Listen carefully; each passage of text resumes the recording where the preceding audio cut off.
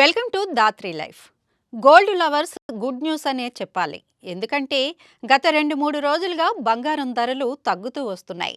పసిడి పరుగులు కాస్త తగ్గించినట్లుగా కనిపిస్తోంది. ఏడాది ఆరంభం నుండి ప్రజల్ని బెంబేలెత్తిస్తూ పరిగెత్తిన పసిడి ఇప్పుడు మెల్లిగా దిగివస్తున్నట్లుగా తెలుస్తోంది. గత 3 రోజులుగా బంగారం ధర తగ్గుతూ వచ్చింది. నిన్న 24 క్యారెట్ల 10 గ్రాముల బంగారం ధర రూ. 1,25,130 ఉండగా అది స్వల్పంగా తగ్గి రూ. 1,25,120 వద్ద కొనసాగుతోంది. ఇక 22 క్యారెట్ల 10 గ్రాముల బంగారం ధర రూ. 1,700 మేర పెరిగింది. దాంతో 10 గ్రాముల రేటు రూ. 1,15,350 వద్దకు ఎగబాకింది. ఇక కిలో వెండి రేటు రూ. 3,000 మేర పెరిగింది.